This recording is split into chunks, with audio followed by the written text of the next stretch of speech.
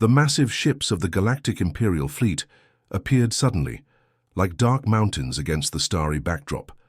Earth's deep space sensors lit up with warnings as these vessels, each one larger than the biggest cities on Earth, slowed to a halt at the edge of the solar system. For 3 days they sat motionless, while governments worldwide scrambled to understand what was happening.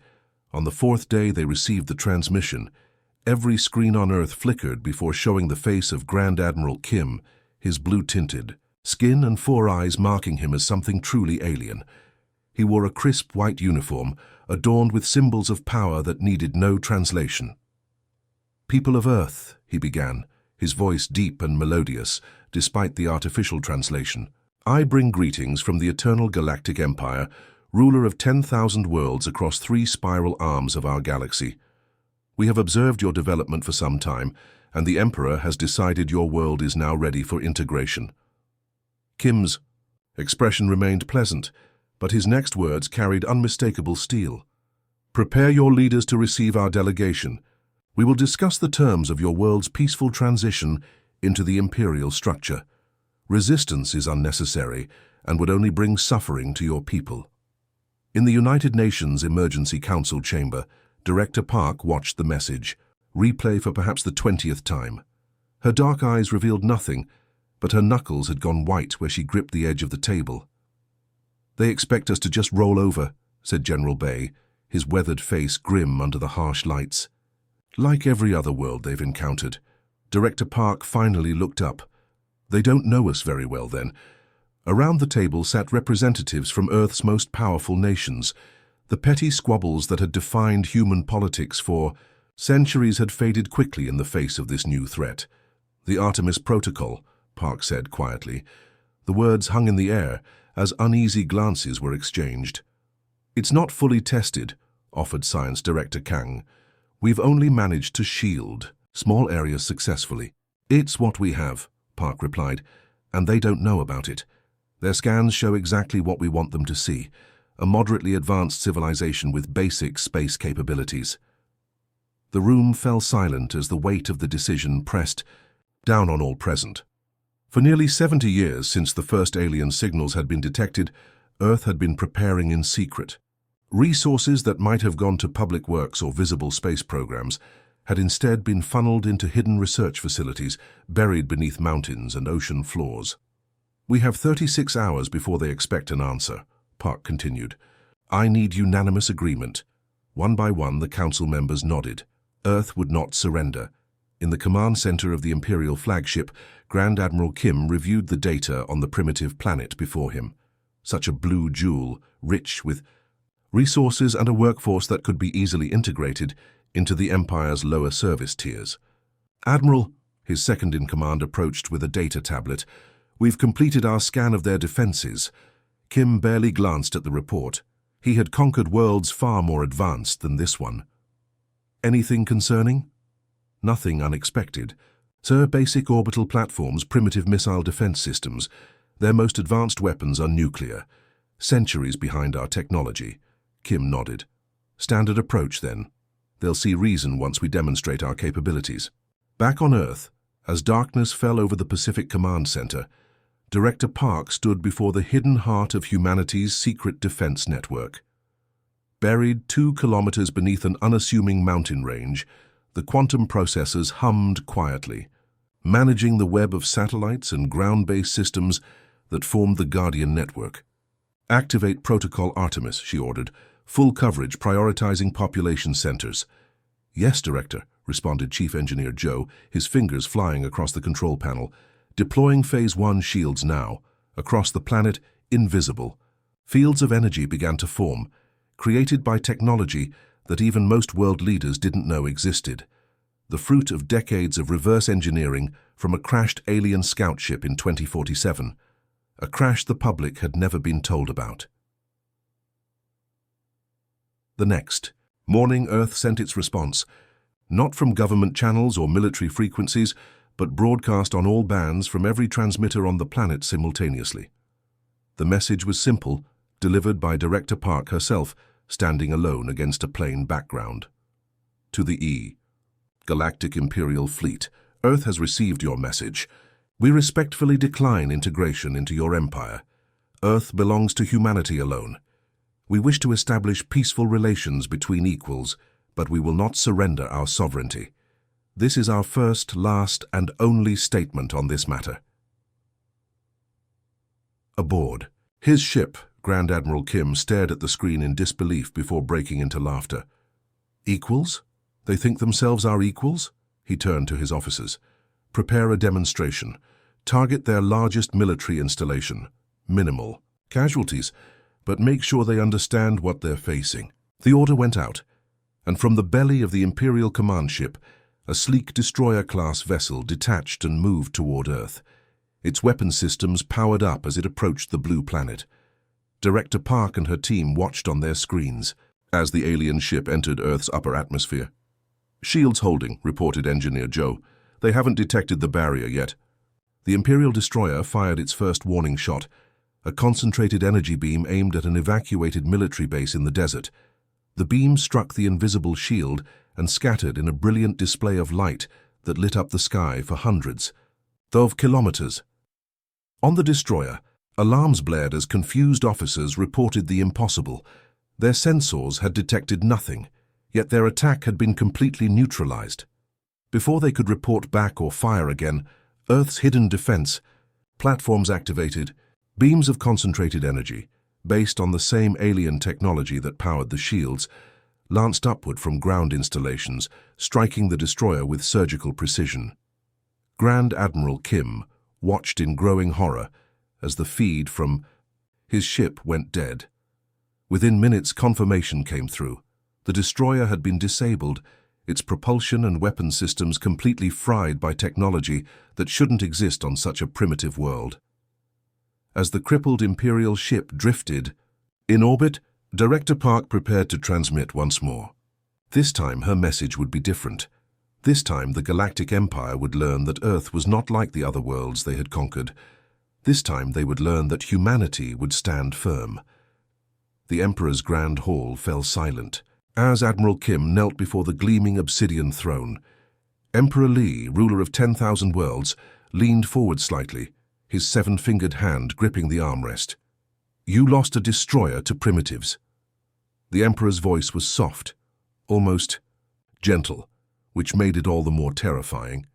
My Emperor, Kim began, keeping his eyes fixed on the polished floor, they have technology that our scans didn't detect. Somehow they've developed energy shielding and weapons systems that rival our own. Murmurs rippled through the gathered Imperial court. Such a thing was unheard of. In the Empire's long history of expansion, no pre-spacefaring civilization had ever mounted an effective defense.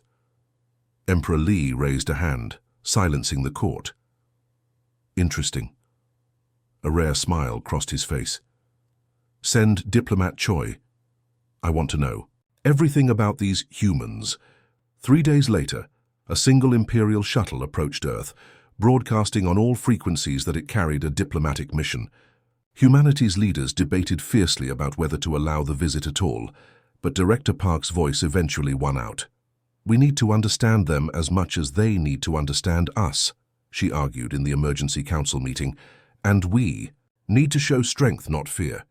The Imperial shuttle was permitted to land at the newly constructed Lunar Embassy, a neutral site created specifically for this purpose on the far side of the moon. Earth would not yet allow these aliens to set foot on their home planet. Diplomat Choi stepped out of the shuttle with perfect poise, flanked by 4 Imperial guards, tall and slender with iridescent skin that seemed to shift colors with each movement. He cut an impressive figure. His translator device hummed softly at his throat. Director Park led the Earth delegation, accompanied by General Bay, Science Director Kang, and a small security team. They stood their ground as the aliens approached. I bring greetings from Emperor Li, Choi said, giving a slight bow that was carefully calculated to appear respectful while maintaining Imperial dignity. He is curious about your world. We welcome peaceful dialogue, Park replied evenly, but not threats or demands. Choi's expression revealed nothing. Perhaps there was a misunderstanding. The Empire brings prosperity and protection to all its member worlds. At the cost of their freedom, Park stated. It wasn't a question. For 3 tense days, the meetings continued in the sterile conference rooms of the lunar embassy. The Empire presented magnificent holographic displays of their achievements, sprawling cities that spanned continents, orbital rings that housed billions, medical technology that had eliminated disease across their domain. But the humans were not awed into submission, as so many other species had been. Instead, they asked pointed questions about governance, about the rights of integrated planets, about the true nature of imperial rule. On the 4th day, Choi changed tactics. "Let us be direct," he said, sitting across from Park. "Your defenses are impressive, but they cannot stand against the full might of the Empire. Emperor Li commands fleets that could darken your skies. He controls resources you cannot imagine." Park nodded calmly. "We understand the disparity in our forces. But tell me, Diplomat Choi, has the Empire ever faced an adversary willing to sacrifice everything for freedom?" Something flickered in Choi's eyes. Uncertainty, perhaps. "The Emperor wishes to avoid unnecessary loss of life." "As do we," Parky said, "which is why we're prepared to demonstrate exactly what we're capable of." The next day, Earth's delegation invited Choi to witness a demonstration. Their shuttle traveled to a small, uninhabited asteroid in the belt between Mars and Jupiter. There, a modest facility had been established, housing what appeared to be a single defense platform, similar to those that had disabled the Imperial destroyer. "This is one of our smaller units," General Bay explained, his voice carrying a hint of pride. "Developed from technology we've been refining for decades." Choi appeared unimpressed. "The Empire has seen many weapons in its long history." General Bay simply nodded to one of his officers. A signal was sent, and the defense platform hummed to life.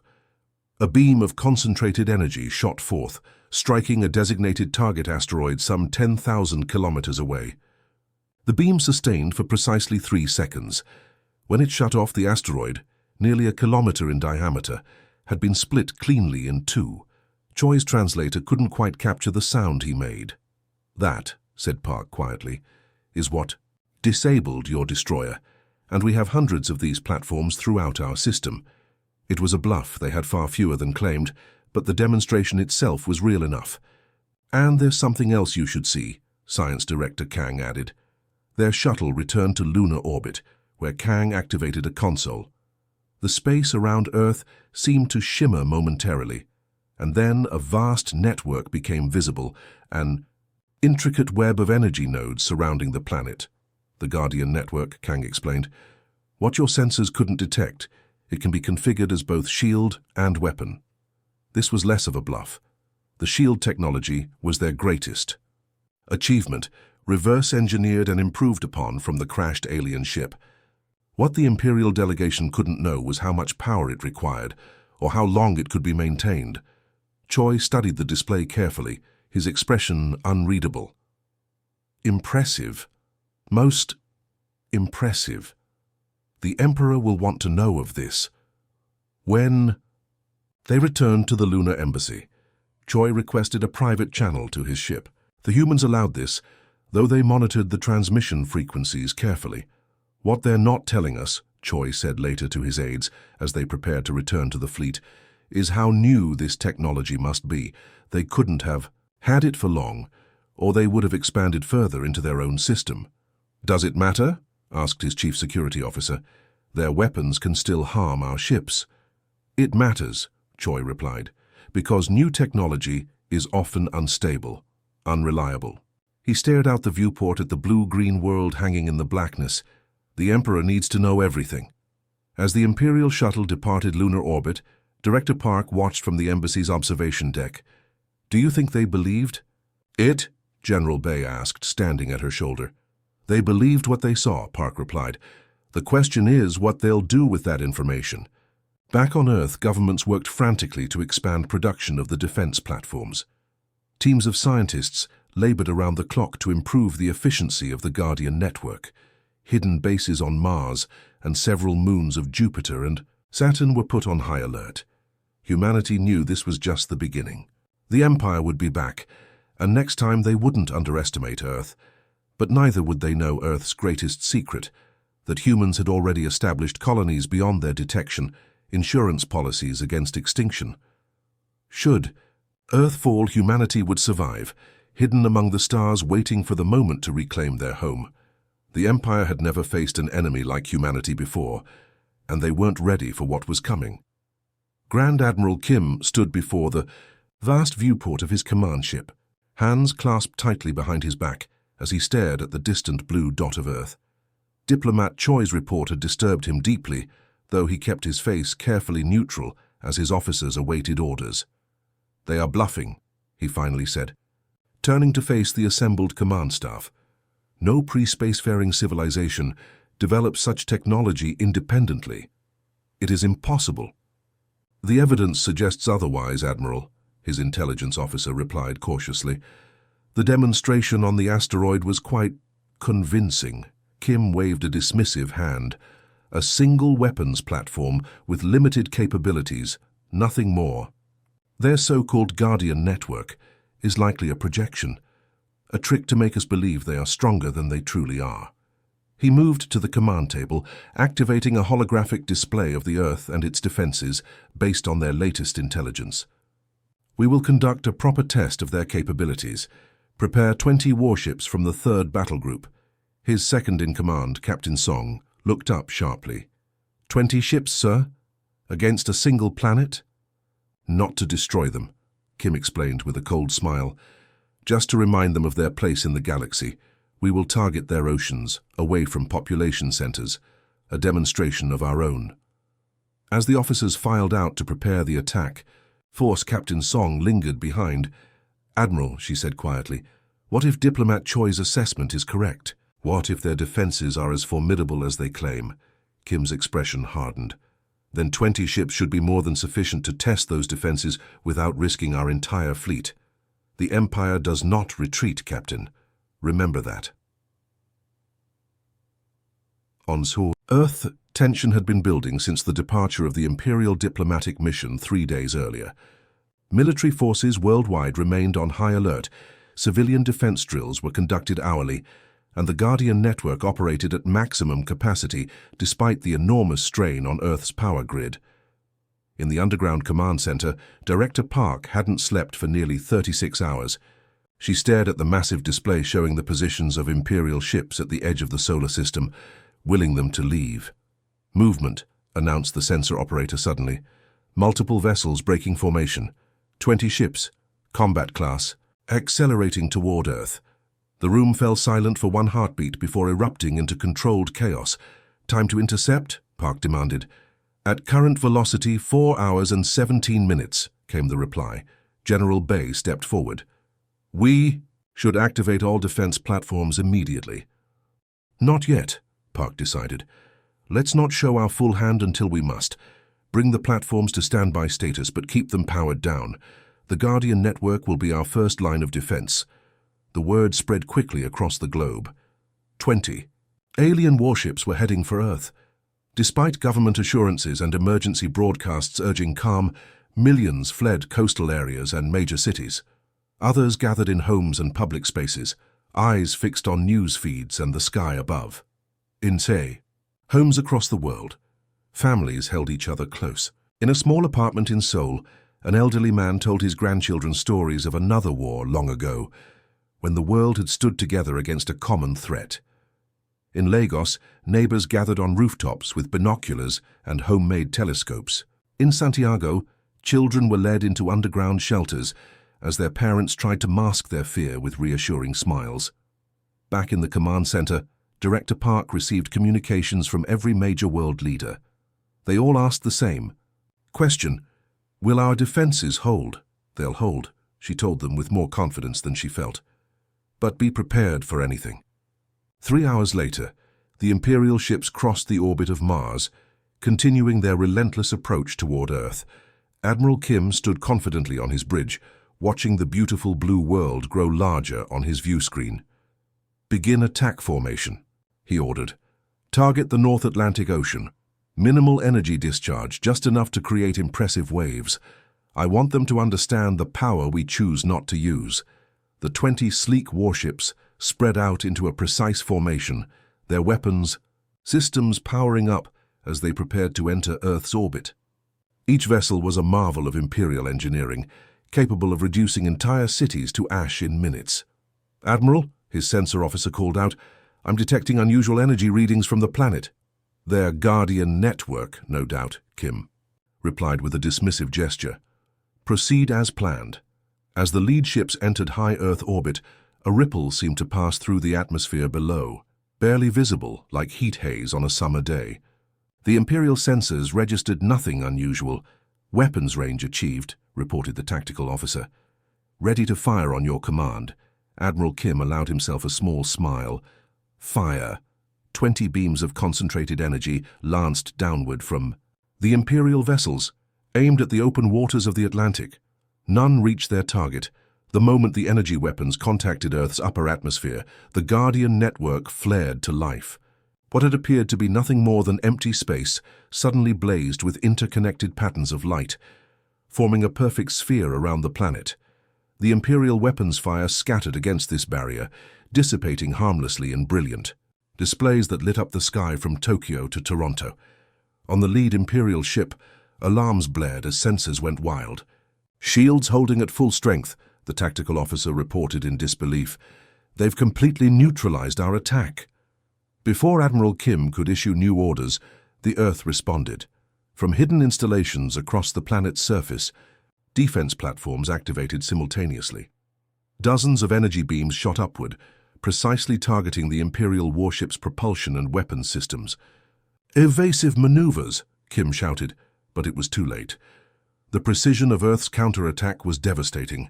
19 Imperial vessels found themselves suddenly crippled, floating helplessly in orbit with their main systems offline. Only Kim's flagship, protected by advanced shielding, remained operational, and even it had suffered significant damage. In the Earth Command Center, a cheer went up as the tactical display confirmed their success. But Director Park remained, focused, her eyes fixed on the screens. "Target the flagship's weapons systems only," she ordered. "Leave their life support and communications intact." The defense platforms adjusted their aim, and moments later, Admiral Kim's mighty flagship hung powerless in orbit, its fearsome weapons rendered useless. Director Park activated the global communication system, her voice reaching every corner of Earth and transmitting clearly to the stranded Imperial vessels. "This was our warning shot," she stated simply. "We have disabled your ships but spared your crews. We have the capability to do much worse, but choose restraint. Return to your fleet with this message. Earth is not yours to take." Aboard his crippled flagship, Admiral Kim stared at the view screen in stunned silence. How had they done this? How had they so thoroughly defeated 20 of the Empire's finest warships? "Admiral," his communications officer spoke hesitantly, "the humans are offering to provide minimal power to help us return to the main fleet, the ultimate humiliation, being rescued by the very primitives he had come to subjugate." Kim's fists clenched at his sides. "Accept their offer," he said, through gritted teeth. "We have much to report to the Emperor." As the damaged Imperial ships limped away from Earth, people worldwide celebrated in streets and homes. But in the command center, the mood was more subdued. "This isn't over," General Bay said quietly. Director Park nodded. "No, this was just their test. Now they know what we're capable of. And now we know what they're capable of," Science Director Kang added. "The real battle is yet to come." On the long journey back to the main Imperial fleet, Admiral Kim reviewed the battle footage again and again, searching for weaknesses in Earth's defenses. There had to be something, some flaw in their system, some limitation to their power. Empire had never failed to conquer a world it targeted. Earth would not be the first, but deep down a new emotion took root in the Admiral's mind, one unfamiliar to most Imperial officers. Doubt Emperor Li rarely left the Imperial throne world. In 10,000 years of Imperial history, the Supreme Ruler had visited a contested planet only 5 times. Yet here he was, aboard the massive Imperial flagship Eternal Dominion, staring at the view screen as Earth grew from a blue dot to a cloud-swirled sphere. "Beautiful," he murmured, his 7-fingered hand resting lightly on the polished rail. "So much water." Admiral Kim stood rigidly at attention nearby, still bearing the shame of his defeat. 20 warships lost in a single engagement, not destroyed but humiliated, sent home limping like wounded animals. The Emperor had not punished him, which somehow made it worse. Instead, Li had simply announced his personal interest in this troublesome planet. "Tell me again," the Emperor said quietly, "about their defenses." Kim swallowed hard. "The Guardian network appears to be an energy shield of unprecedented power, Your Majesty. It completely surrounds their planet. Our sensors cannot penetrate it, nor can our weapons. Their defense platforms display targeting precision we've only seen in our most advanced systems." The Emperor nodded thoughtfully. "And yet they have barely ventured beyond their own moon. Curious." "They are deceptive, Your Majesty," Kim added quickly. "They hide their true capabilities. Or perhaps they simply prioritize differently than we do." The Emperor turned to his chief strategist. How many ships would it take to overwhelm their defenses? The strategist, a thin, grey-skinned being with eyes that never seemed to blink, consulted his data tablet. "Based on the battle data, we would need to commit at least 60% of the Imperial fleet to guarantee success." Admiral Kim couldn't hide his shock. 60%? For one planet? Their defense network appears to draw power from their sun, the strategist continued. "It may have limitations, but to overwhelm it would require sustained attack from thousands of vessels simultaneously." The Emperor's expression remained unreadable. "And casualties?" "Significant, Your Majesty. We estimate 30 to 40% losses even with overwhelming force." A heavy silence fell over the bridge. The Empire had not suffered such losses in a single campaign for millennia. "Open a direct channel to their leaders," the Emperor finally ordered. "I wish to speak with them myself." On Earth, the sudden request for direct communication with the Emperor himself sent the United Nations Emergency Council into a flurry of activity. Within hours, the secure communication chamber had been prepared. Director Park sat at the center of the Earth delegation, flanked by General Bay and the newly appointed diplomatic minister Han. The massive view screen flickered to life, revealing Emperor Li seated on a portable throne, his elaborate robes shimmering with embedded technology. For a moment, both sides simply regarded each other in silence. "People of Earth," the Emperor began, his translated voice smooth and cultured. "I am Emperor Li, 97th ruler of the Eternal Galactic Empire. Your resistance has impressed me." Director Park inclined her head slightly, a gesture of acknowledgement, not submission. "Earth appreciates your recognition, Emperor. We are prepared to discuss peaceful relations between our civilizations." The Emperor's lips curved in what might have been a smile. "Peace is always preferable. However, I must understand what I am dealing with. How has your world developed such technology while remaining so isolated?" Minister Han leaned forward. "With respect, Emperor, Earth has never been as primitive as your reconnaissance suggested. We simply choose not to advertise our capabilities. A wise policy," the Emperor conceded, "yet unusual. Most civilizations proudly display their achievements." "Most civilizations haven't been watching the stars as long as we have," General Bay said bluntly. "We've observed how the Empire treats worlds that appear valuable." Something flickered in the Emperor's strange eyes, surprise perhaps, or curiosity. "You've been watching us for longer than you might imagine," Park confirmed. "Earth has always been cautious about revealing itself to the wider galaxy." The Emperor seemed to consider this. "Your defenses are impressive, but the Empire's resources are vast. We could eventually overcome any resistance." "At what cost?" Park asked simply. Instead of answering, the Emperor changed tactics. "Your world is beautiful, rich in resources. Under Imperial protection, your people could flourish, trade with thousands of worlds." "While surrendering our independence," Minister Han interrupted. "We've studied how the Empire operates, Emperor Li. Integration means submission." The Emperor's expression hardened slightly. "You speak boldly for a world that stands alone against an empire of 10,000. It was General Han who answered, rising from his seat. "That's where you're wrong, Emperor. Earth doesn't stand alone." With a nod from Director Park, he activated a holographic display in the center of the room. It showed the solar system, then zoomed outward, highlighting points of light. that the Imperial sensors had never detected. "These are our colonies," Han explained. "Self-sustaining, hidden from your scans by the same technology that shields Earth. Some on moons and asteroids within our system, others further out." The Emperor leaned forward, his interest clearly piqued. "You claim to have off-world colonies, beyond our detection?" "We've been establishing them for decades," Park confirmed. "Earth is our homeworld, our heart, but not our only refuge. Even if Earth fell, humanity would survive." It was a calculated risk revealing this information, but Park had insisted. It was necessary.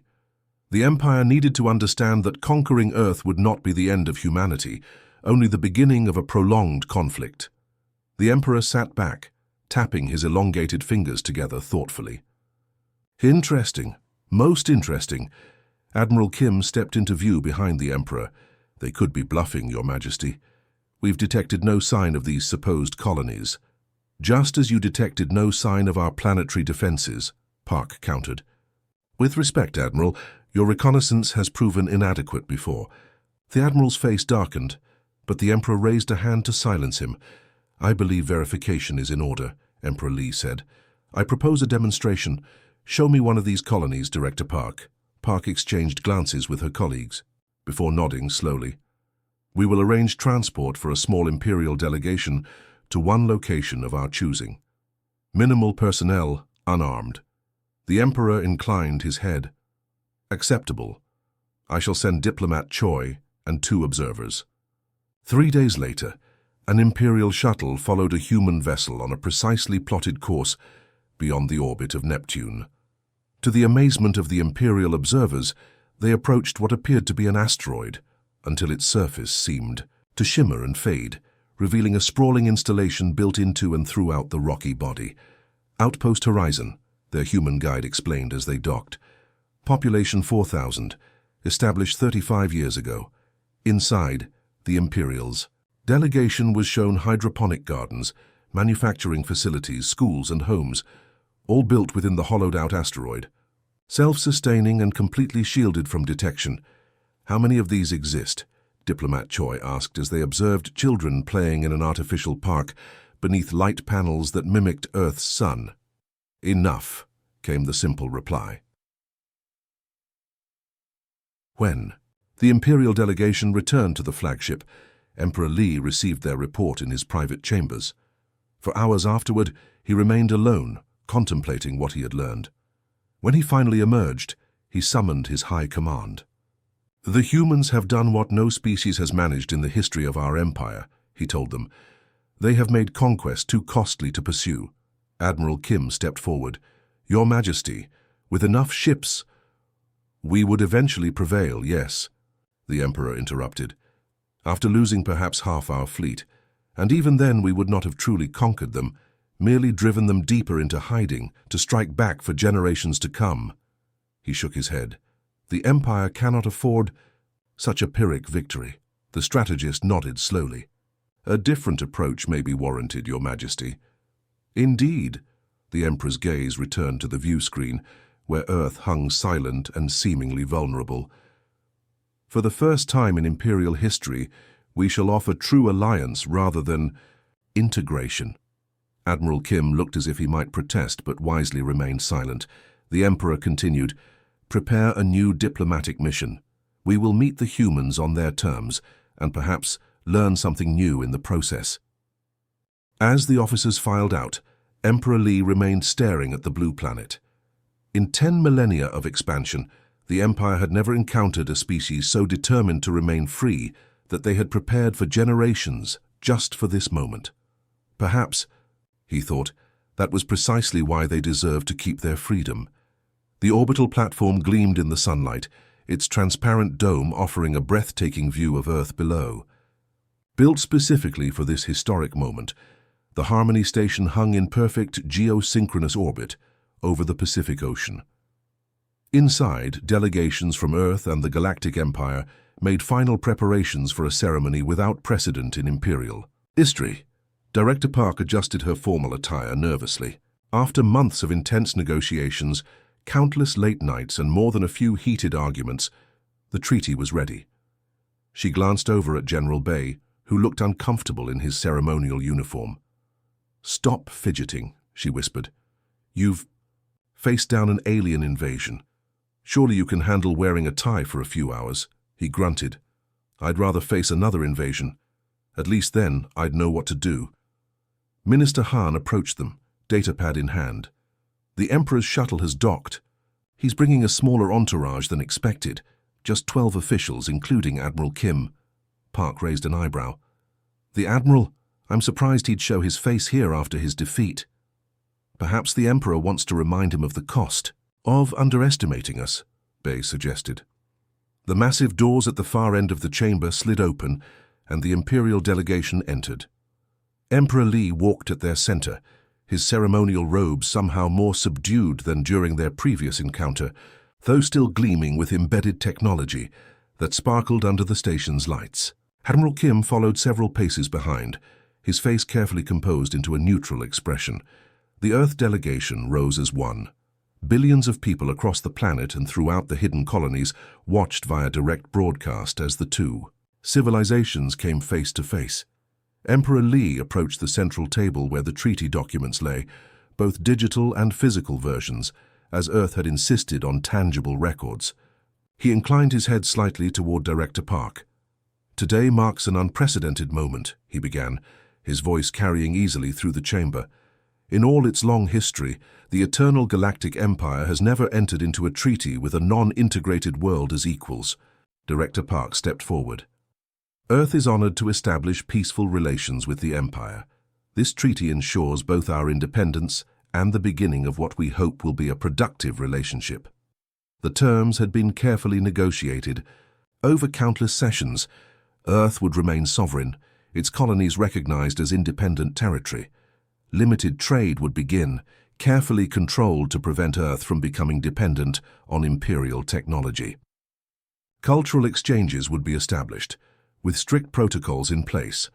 Most importantly, the Empire formally recognized Earth's right to defend itself with its shielding technology and agreed not to share the secret of its existence with potential enemies. As Emperor Li signed the physical document with its specially designed pen, his 7-fingered hand making the process awkward but manageable, Admiral Kim watched from behind, his expression unreadable. When the Emperor finished and moved aside, the Admiral found himself face to face with General Bay. "Your people fought well," Kim said quietly, words meant only for the General's ears. "Few have ever stood against Imperial forces and prevailed." Bay studied the alien officer for a moment. "We didn't want war, Admiral. We just refused to surrender." A distinction many failed to appreciate. Kim glanced toward the Emperor, who was now exchanging ceremonial gifts with Director Park. "He respects strength. Remember that in your dealings with the Empire." "And what about you, Admiral? Do you respect strength?" A faint smile crossed Kim's face. "I respect those who teach me valuable lessons. Your defense of Earth was educational." After the signing, a reception began.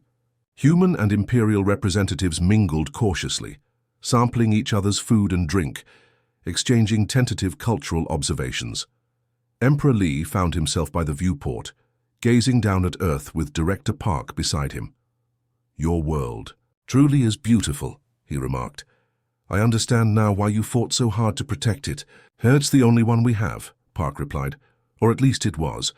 Now we have more, but Earth will always be home." The Emperor turned slightly. "You've achieved something remarkable, Director. Not just your technology, but your foresight. Planning. For centuries. Generations," she corrected. "The first alien signal we detected was over 100 years ago.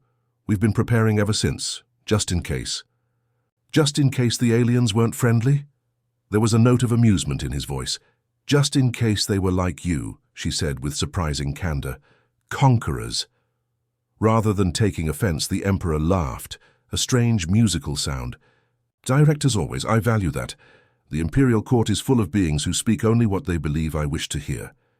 "That sounds inefficient." "It is. Perhaps that is why the Empire has stagnated in certain ways, while your people have developed so quickly." He gestured toward the stars visible beyond Earth. "There are threats out there that even the Empire fears, Director. Ancient civilizations. hostile entities. Perhaps one day we will face them together. Later, as the Imperial delegation prepared to depart, Emperor Li made a final, unexpected gesture. He presented Earth with detailed star charts of nearby systems not yet claimed by any major power. For your future colonies, he explained to the astonished Earth representatives, consider it a gesture of respect. The spaces between Imperial territories have always been overlooked. The message was clear. Earth had room to expand, with the Emperor's tacit approval, into areas the Empire had previously considered unimportant. It was both a gift and a clever political move, creating a buffer zone of human worlds that would separate the Empire from its rivals. As the Emperor's shuttle departed the station, media outlets across Earth broadcast the historic moment. In homes and community centers worldwide, people watched with a complex mixture of relief, pride, and lingering wariness. In the station's control room, Director Park and her team monitored the Imperial fleet's departure from the solar system. One by one, the massive ships activated their faster-than-light drives and disappeared into the depths of space until only the diplomatic vessel remained, maintaining its new permanent position at the edge of the system. "They're really leaving," General Bay said quietly, as if not quite believing it. "For now," Park replied, "but they'll be back, not as conquerors, but as, neighbors." The word felt strange on her tongue. Minister Han joined them, holding a data tablet with the first official communication from the departing Emperor. "He's inviting a small delegation to visit the Imperial capital next year." Park nodded slowly. "We'll accept, of course, but we have work to do first." She turned to face her colleagues, the people who had stood with her against seemingly impossible odds. "The shield network needs to be expanded, the colonies require better defenses, and we need to understand Imperial technology better than they understand ours." "You don't trust them?" Han asked. "I trust that they respect strength," she replied, recalling Admiral Kim's parting words. "So we must remain strong." As the command team dispersed to their various duties, Park remained by the viewport, gazing out at the stars that no longer seemed quite so distant or unreachable. Earth had faced its greatest test and emerged not just intact but recognized, a new power in a galaxy that had thought itself fully charted. The path ahead would not be easy. Relations with the Empire would require constant vigilance. The technology that had saved them needed to be protected, improved upon, and humanity's expansion among the stars, once hidden by necessity, could now proceed openly, though carefully. Park thought of all the generations who had worked in secret, building defenses, preparing for this moment without knowing if it would ever come. Their sacrifice and foresight had given humanity its future. "Not bad," she whispered to herself as Earth turned slowly beneath her, beautiful and unbroken. "Not bad at all."